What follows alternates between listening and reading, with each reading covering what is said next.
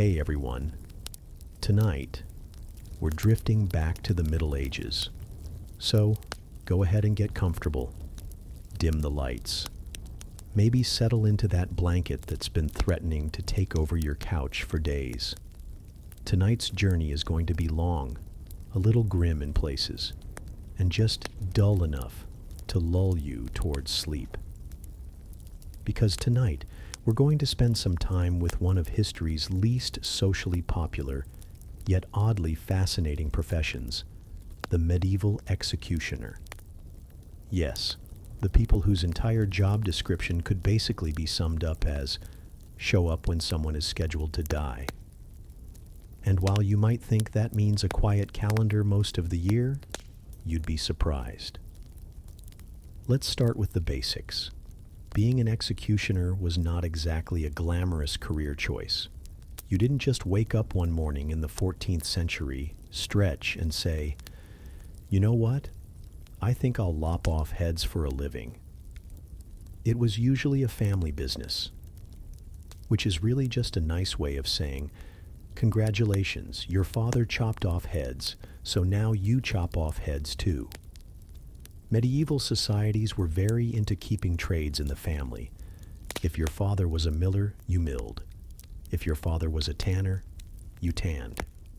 And if your father was the man paid to kill people for the city, well, you can see where this is going. Executioners were often chosen from the lowest ranks of society. In some places, the role was even given to convicted criminals. Imagine being sentenced for theft, and instead of the gallows, the court says, "We have a job opening for you." That's not exactly what most people would call a second chance, but it was better than dangling from a rope. And so our medieval executioner went to work.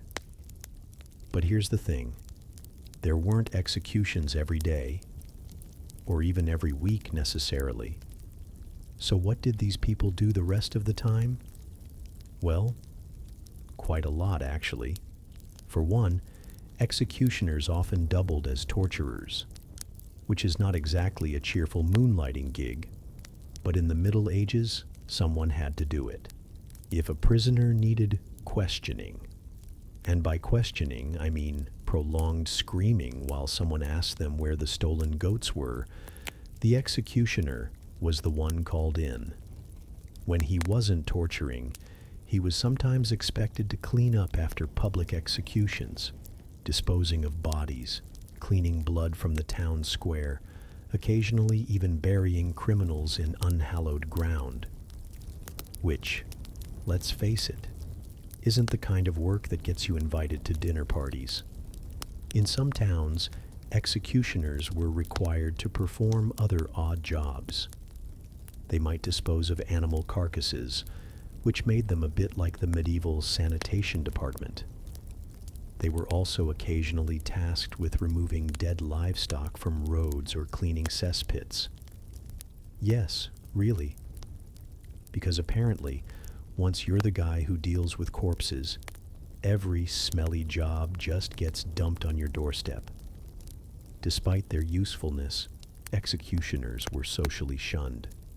People wouldn't shake their hand, which, to be fair, was probably covered in something you didn't want on your bread. And they had to live on the edge of town, literally. Most towns had a little house just outside the walls for their executioner, a nice, subtle reminder. "Thanks for your service. Please stay over there." This created an odd paradox. The executioner was essential. You needed him to do the unpleasant work that no one else wanted to do. But no one wanted to see him, talk to him, or invite him to festivals. He was both feared and despised. Now, let's picture a normal day for our friend the executioner when there wasn't a scheduled hanging. He might wake up, check on his tools, which were probably hanging somewhere in the house. Because where else do you put a broadsword or a headsman's axe? He'd keep them sharpened and ready, because even in the 14th century, showing up with a dull axe was considered unprofessional. Then he might check in with the town authorities, see if any prisoners needed to be, well, softened up for questioning. If not, he might go about his other chores, hauling away waste, keeping an eye on criminals, and in some places, even acting as a sort of enforcer for local law. In certain German cities, executioners also worked as unofficial medical practitioners. Yes, you heard that right. They were sometimes known for setting bones and treating wounds. Apparently, if you were already familiar with cutting people open, you were considered qualified to put them back together. This might sound strange, but it actually made them fairly skilled with anatomy. Executioners knew where joints were, how bones connected, and which cuts killed quickly, which was, in its own twisted way, a form of medical knowledge. People might avoid them socially, but if you broke your leg, suddenly that scary man at the edge of town looked very helpful. One of the strangest parts of the job was the costume. Some cities had their executioners wear specific outfits, sometimes black, sometimes red, so everyone would know exactly who they were. It's not exactly subtle. Imagine having to run errands while wearing a shirt that basically says, "Yes, I kill people professionally." And then, of course, there was the money. Contrary to what you might think, the job didn't always pay badly. Some executioners were paid per job, meaning a slow season could really hurt your wallet. But in many towns, they were given a regular salary and even special privileges. Some were allowed to take whatever clothing or possessions the condemned criminal left behind, which means our executioner could end his workday with a new pair of shoes, as long as you didn't mind how he got them. Executioners' families also lived in this social gray zone. Their children were often expected to take up the trade, but they could be rejected by the rest of society. Marriage prospects were limited. You basically had to marry into another executioner family or someone equally low on the social ladder. It created a whole mini-class of people who, over generations, were bound to this job. And because of this isolation, some executioner families became very good at what they did. They passed down techniques, tools, even professional reputations. If your great-grandfather was an excellent swordsman who could take a head off cleanly in one stroke, you were expected to be just as efficient. Efficiency mattered, because botched executions were a big deal. If you had to swing more than once, you risked public outrage. There are records of executioners being chased out of towns because they messed up a beheading, which seems a bit harsh. But then again, if you came to see a clean, dignified execution and got a messy disaster, you'd probably be upset too. And yet, despite the grisly nature of their work, executioners occupied an oddly respected niche. They were necessary. They kept the wheels of justice turning, at least by medieval standards. And when they did their job well, quickly, cleanly, efficiently, they were seen as upholding the dignity of the law. When they did their job poorly, well, let's just say they might be the next person standing on the scaffold. So when there were no executions, our medieval executioner was a man in waiting, waiting for the next criminal, the next order, the next grim duty, keeping his tools ready, keeping his house on the edge of town, living in that strange space between feared and needed, hated and hired. Let's drift gently forward now, into the quieter corners of their existence, because being shunned by society meant that executioners formed their own communities and their own rules. All right, let's gently move away from executioners and their gloomy edge-of-town existence and into something, well, technically cheerier, but still wrapped up in human history's peculiarities. Tonight's next topic is one of the oldest professions in the world. Yes, that one. Prostitution in the ancient world was, surprisingly, not just common, it was almost unavoidable, and like any business, it needed marketing. After all, even in ancient Athens, competition was fierce. Let's set the scene. You're a citizen of a bustling Greek city-state. You've survived a day of philosophy debates, the assembly, and possibly being yelled at by someone in a toga. Night falls, the wine flows, and you might find yourself looking for companionship. But where exactly would you go? Contrary to the modern idea of shady alleyways, prostitution in places like Athens was often very public. Brothels were legal, taxed, and in some cases owned by the government, which means that a visit to one wasn't necessarily scandalous. It was just, well, Tuesday. Advertising was direct. Brothels had signs, sometimes literally shaped like, well, let's just say they left little doubt about the services offered. Archaeologists have found stones and walls with carvings of sandals pointing toward a brothel, almost like an ancient Google Maps direction. You could just follow the feet until you found the right door. But brothels weren't the only option. Streetwalkers, or what the Greeks called pornai, needed a way to get attention. And so, they used one of the simplest tools imaginable, the human voice. Yes, hawking was a thing. Much like a vendor selling figs or olives, prostitutes might literally call out their services in busy marketplaces. Subtlety was not the main concern here.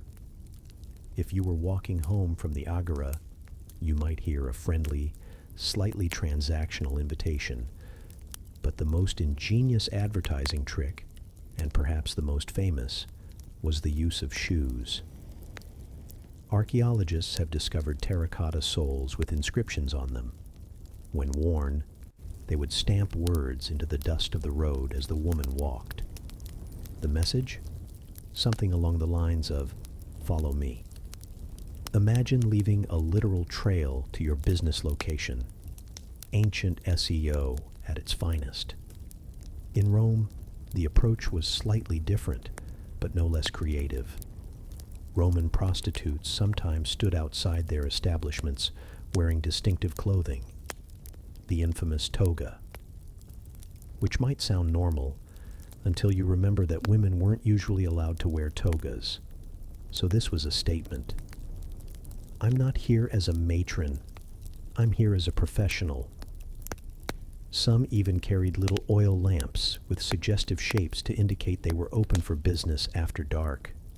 Graffiti was also a surprisingly popular marketing tool.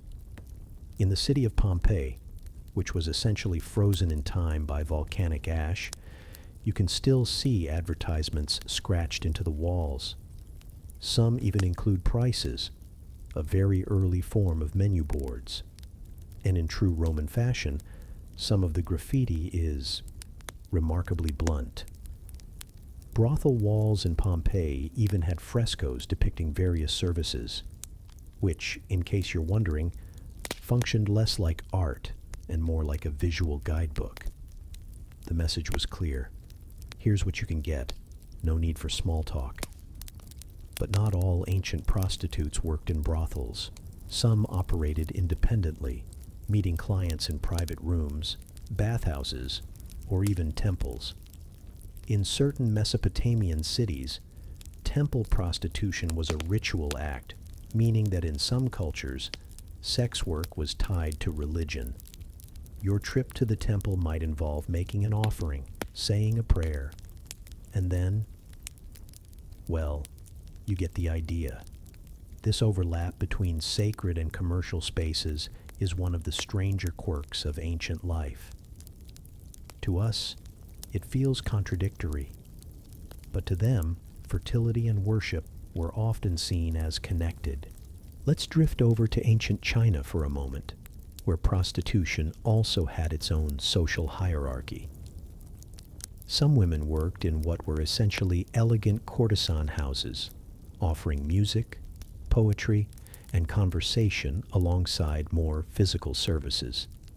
Their advertising? Word of mouth and reputation. The most famous courtesans were almost celebrities.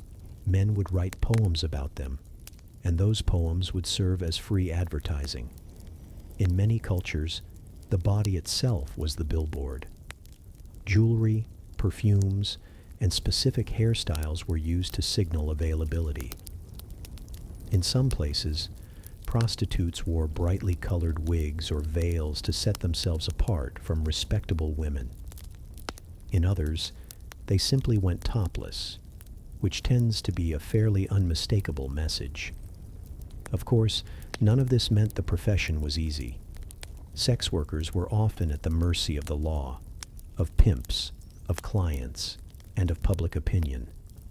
Even in cultures where prostitution was legal, it was not exactly glamorous. They were considered necessary, but not entirely respectable, much like our executioners from Part 1.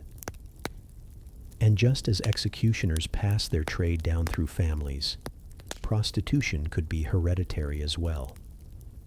Daughters of prostitutes often ended up in the same line of work, partly because of poverty, and partly because society offered them very few other options. One of the most bittersweet details from ancient sources is that some sex workers tried to buy their way out of the profession, literally. A client might fall in love and pay her fee permanently, redeeming her from the brothel. Which sounds romantic until you realize this was a financial transaction, more like buying someone's contract than sweeping them off their feet. But through all this, the marketing persisted. Humans have always had a knack for finding creative ways to advertise, whether it's stamping messages into the road, carving signs into walls, or painting suggestive pictures for future customers. And perhaps what's most fascinating is how businesslike it all was. We think of ancient history as distant and mysterious, but here were people using every tool available to say, "This is what I offer. Here's where to find me. Here's how much it costs." Some things never change, so next time you see a glowing neon sign, think of those dusty terracotta shoes walking through the marketplace, leaving their quiet little follow-me trail behind. Let's float onward, then, to another corner of history's oddities. Because we've covered death, and we've covered desire. Next, perhaps we'll wander through the strange prescriptions of the Victorian era, where doctors handed out cocaine and arsenic with all the casualness of after-dinner mints. All right, let's loosen the timeline a little and drift forward a millennium or two. The Middle Ages have had their say. The Greeks and Romans have left the stage. And now, we find ourselves in a world of railways, stiff collars, and monocles. Yes, it's the Victorian era. That strange, buttoned-up century where people were obsessed with propriety on the surface, but quietly doing some very questionable things behind the scenes. Tonight's topic, medicine, or at least what passed for medicine in the 1800s. Now you might think of Victorian medicine as dark, scary, and primitive, all leeches, sawbones, and people yelling, "Bring more laudanum," and you'd be partly right. But the Victorians were also wildly enthusiastic about science. They loved progress. They loved discovery. And unfortunately for them, they loved putting every new chemical directly into their bodies just to see what would happen. Let's start with cocaine. Cocaine in the 19th century was not a party drug. It was a miracle cure.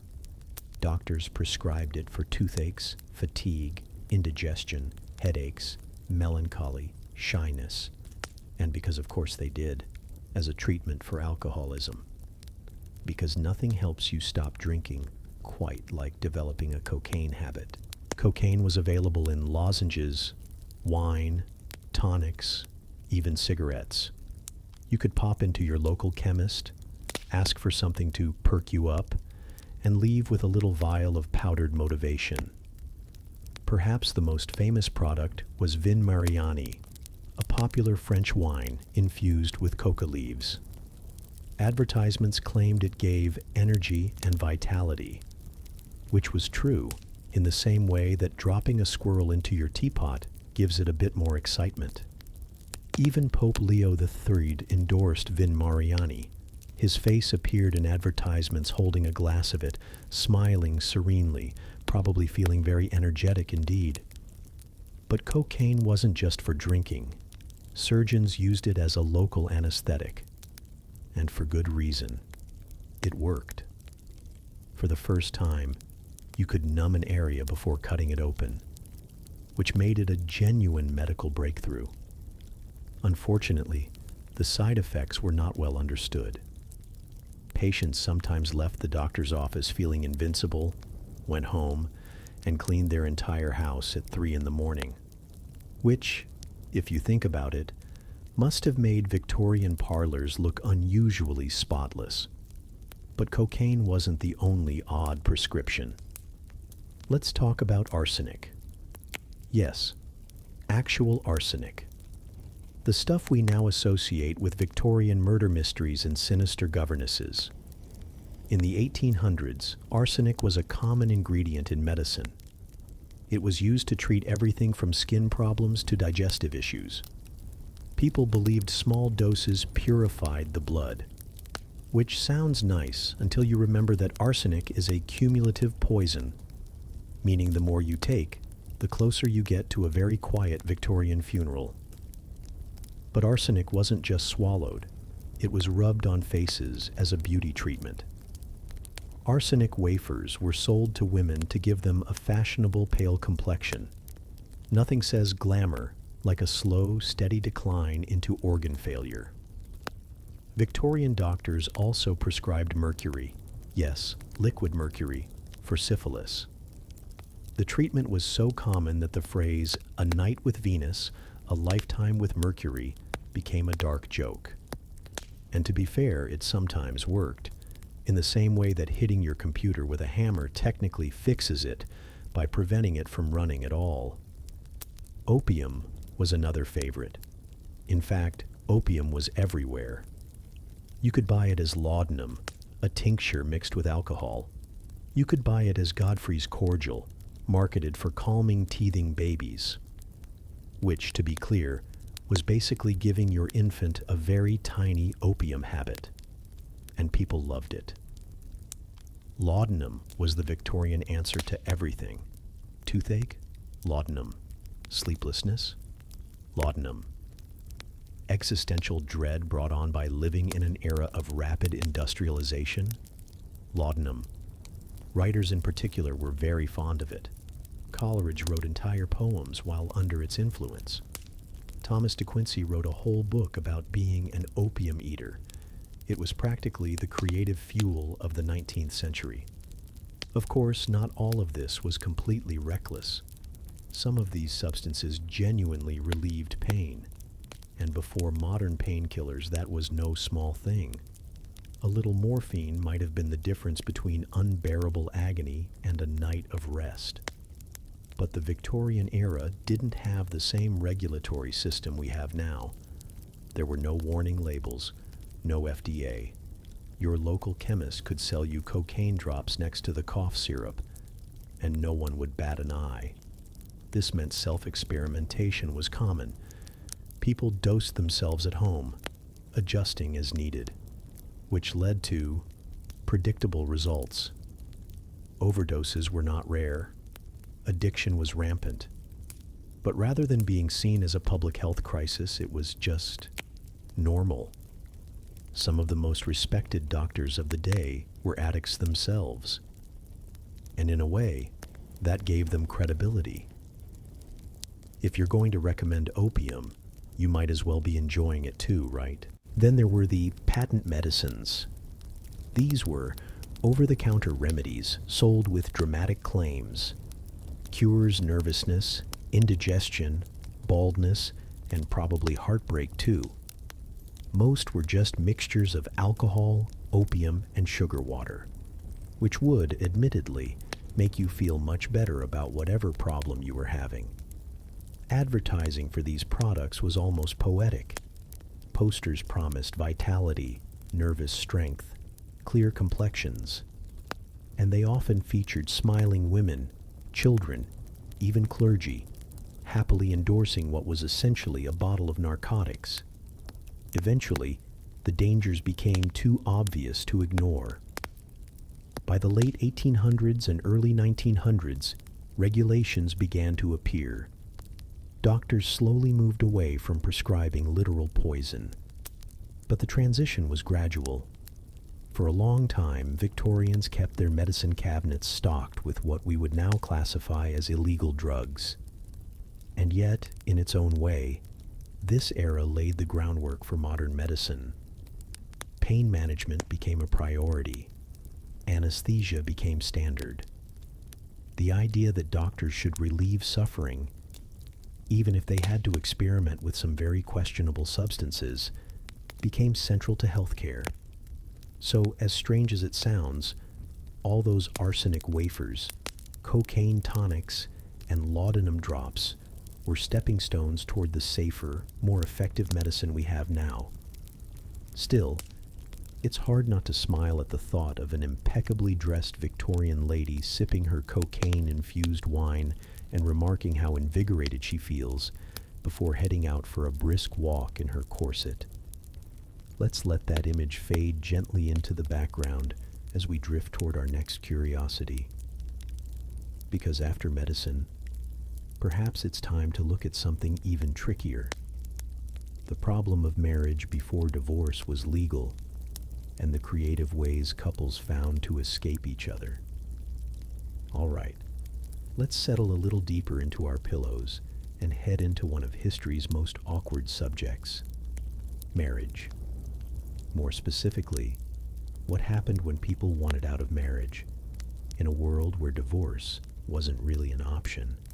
Today, if a relationship falls apart, there are lawyers, papers to sign, arguments about who keeps the dog. Messy, yes, but at least it's possible. For most of history, though, marriage was not something you could simply undo. Marriage was a contract, and not just any contract. It was a sacred one. In Christian Europe, it was literally a sacrament, blessed by the church, sealed before God, and expected to last until death, which, to be fair, often wasn't that long in the Middle Ages. But what if you were unlucky? What if you were stuck with someone who chewed too loudly, spent all your money, or occasionally tried to poison you? Well, in most places, you couldn't technically get divorced, but you could improvise. Let's start with annulments. An annulment wasn't a divorce. It was the church declaring that the marriage had never been valid in the first place, which sounds like a convenient loophole, except you had to prove something very specific: that the marriage had been entered into under false pretenses, or that it was never consummated. Yes, that meant that proving the lack of consummation often involved very uncomfortable conversations with priests. Sometimes it even meant physical examinations, which were exactly as invasive as you are imagining right now. But if you could pull it off, an annulment freed you completely. You were single again, free to marry someone else. Convenient if you happened to be, say, a king who needed a male heir and wanted to try again with a younger wife. Of course, if you weren't rich or powerful, annulments were hard to get, which meant ordinary people had to get creative. One option was separation from bed and board. This wasn't a true divorce. It just allowed a couple to live apart, usually because of cruelty, abuse, or adultery. You still couldn't remarry, but at least you didn't have to share a bed with someone who hated you. And then there was wife selling. Yes, wife selling.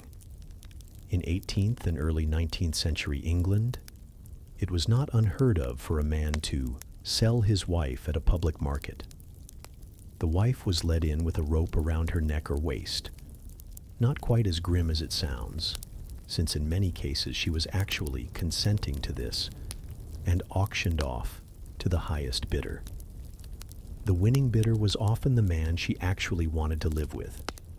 This was, in its strange way, a form of working-class divorce.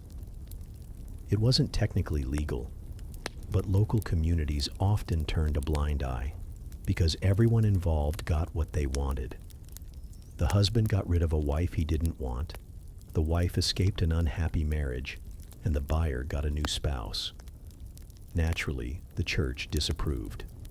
But people kept doing it anyway, because it was practical, and practicality usually wins. Another option was simply to run away. Desertion was fairly common, especially for men. A husband might simply vanish, leaving his wife behind. The wife might eventually declare herself a widow, whether or not her husband was actually dead, and remarry. This could get awkward if the first husband ever strolled back into town, but by then, everyone might just shrug and pretend not to notice. Women had fewer options, but some did take matters into their own hands. There are records of women disguising themselves as widows or moving to a completely new town to start over. Some even cross-dressed to disappear more completely, changing their names, their clothing, and their entire lives. In Catholic countries, the church sometimes offered another loophole. You could join a convent. This was, admittedly, a fairly extreme solution, but it worked. Once you took holy vows, your marriage was effectively over, since your spouse couldn't exactly drag you out of a convent and back into the marital bed. Meanwhile, royalty had the easiest time getting around marriage laws. Kings could pressure the Pope for annulments, and if that failed, well, there was always Henry VIII. Henry VIII's campaign to annul his marriage to Catherine of Aragon is probably the most famous case of marital desperation in history. When the Pope refused to grant the annulment, Henry simply created his own church and granted it to himself, which is, frankly, one way to solve a relationship problem: invent an entirely new religion. Henry's solution was not exactly available to ordinary people, of course. They had to make do with more subtle tactics: desertion, local agreements, or unofficial separations. In some parts of Europe, couples who couldn't stand each other resorted to what was called a divorcia mensa et thoro, literally, divorce from table and bed. This was basically court-approved separate living. You couldn't remarry, but you could at least stop eating dinner together every night, which must have been a relief. One of the strangest legal customs was trial by combat between spouses. Yes, really, which survived in some Germanic traditions. If a husband and wife accused each other of serious wrongdoing, they could be ordered to fight. The husband fought waist-deep in a pit, armed with a club, while the wife stood outside the pit with a stone tied in a cloth. Whoever won legally won the argument. And yes, sometimes this ended with one spouse dead, which, in a grim way, did solve the marriage problem. By the 19th century, as legal reforms began to spread, divorce slowly became more accessible. But even then, it was often scandalous. Divorce cases were public, and everyone in town would know your business. Newspapers printed the details. It was humiliating enough that some couples simply stayed married and ignored each other for decades, which must have made for some very frosty breakfasts. All of this reminds us that marriage, for most of history, was not primarily about love. It was about property, alliances, and inheritance, which made breaking it up a very serious affair, sometimes more serious than the happiness of the people actually in the marriage. And so, for centuries, people found ways around the system, legal or not, Respectable or not, they improvised.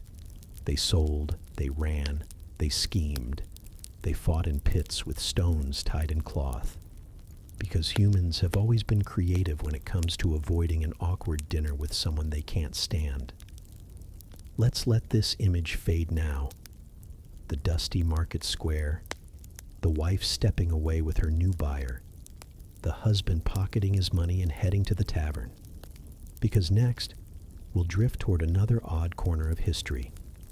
Childhood. Specifically, royal childhoods, sickly, spoiled, and often utterly miserable. All right, we've seen how people escaped bad marriages. Now let's turn to the people who didn't even get to choose their marriages, or anything else about their lives. Tonight we're wandering into the nurseries of the medieval elite. And nursery is a generous word. Royal childhoods sound glamorous on paper. Castles, jewels, tutors, servants. But in reality, they were often strange, lonely, and slightly tragic. Let's start with the obvious. Royal children were not raised by their parents. At least, not in the way we think of today. A king and queen might visit their children occasionally, but child rearing was outsourced to an army of wet nurses, governesses, and tutors. The future monarch might see his mother once or twice a day, perhaps for a formal kiss goodnight, and his father even less. That meant that the people shaping a young royal's personality were not their parents, but hired professionals, which is why so many medieval princes grew up sounding more like strict etiquette manuals than actual children. But this system was considered necessary. Royal children weren't just kids, they were national assets. Their health, their education, their future marriages, all of it was political. Which brings us to the subject of health. Royal children were often sickly, partly because medieval medicine wasn't exactly cutting edge, but also because royal families were, shall we say, genetically complicated. Inbreeding was common, very common. The pool of eligible spouses was tiny.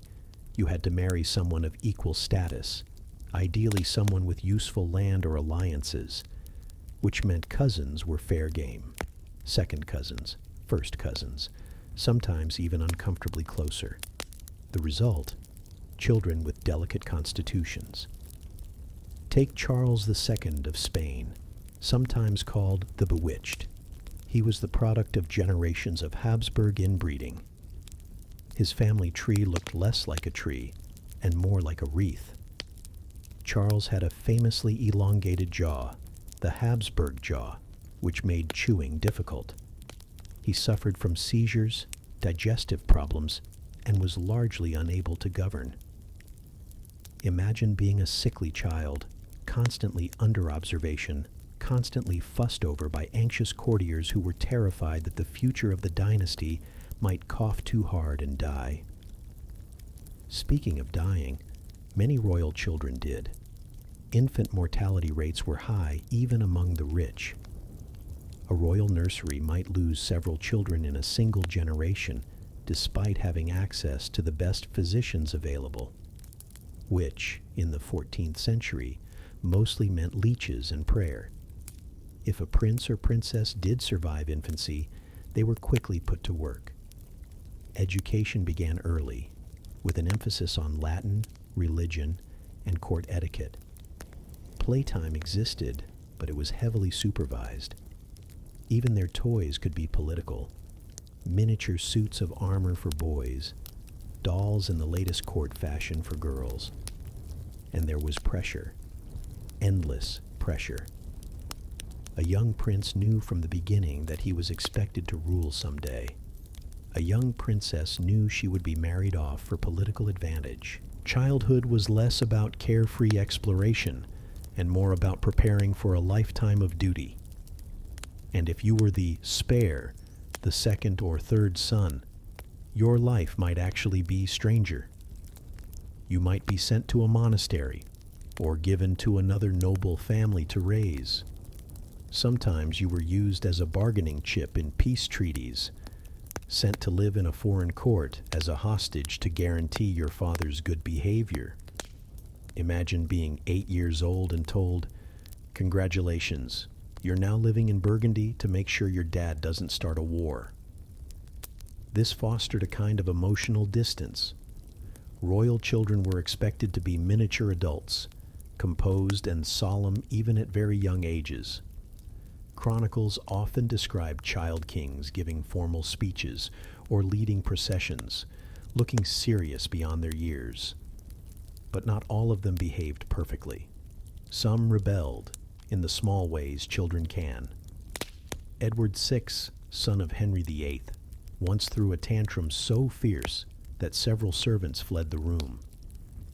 Louis XIV of France was famously spoiled as a child, given whatever he wanted to keep him happy during the dangerous days of the Fronde Rebellion.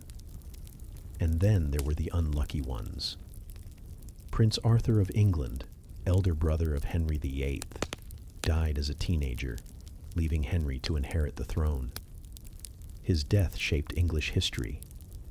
If Arthur had lived, there would have been no Henry VIII as we know him, no break with Rome, no 6 wives. Some royal children were married off before they were even old enough to walk. These were called betrothals. Technically, they didn't have to live with their spouses until later, but it meant their futures were locked in from infancy. Margaret Beaufort, mother of Henry VII, was married at 12, gave birth at 13, and nearly died in the process. Her childbirth injuries were so severe that she never had another child. This was not unusual. Young royal brides were expected to start producing heirs as soon as possible, regardless of whether their bodies were ready. And then there were the tutors. Royal tutors had the unenviable job of turning temperamental, sometimes sickly, sometimes spoiled children into functional monarchs. Some were successful. Aristotle tutoring Alexander the Great worked out rather well. Others, not so much. Many royal childhoods ended early, not just because of death, but because of coronation. A child king or queen might be crowned as young as 6 or 7. The regents would rule in their name, but the child was expected to sit through ceremonies, wear crowns too heavy for their necks, and look suitably regal. It's no wonder that so many monarchs grew up to be eccentric, paranoid, or just plain odd. Childhood didn't give them much chance to be normal. And yet, despite the pressure and the tragedy, some royal children thrived. Louis XIV took his childhood experiences and turned himself into the Sun King, dazzling his court with splendor. Elizabeth Thurs, raised in an atmosphere of suspicion and danger, grew into one of England's most formidable rulers. But most lived lives shaped by fear. Fear of illness, fear of scandal, fear of disappointing the family line. So the next time you read about a pampered prince or princess, picture the reality. A child surrounded by tutors, guards, physicians, and nervous adults, all projecting their dynastic hopes onto one small, pale, probably sniffling figure. Let's let the sound of their courtly footsteps fade away as we drift toward our next story, because we still have time to wander back into the darker corners of history, perhaps back to royal marriages that went terribly, genetically wrong,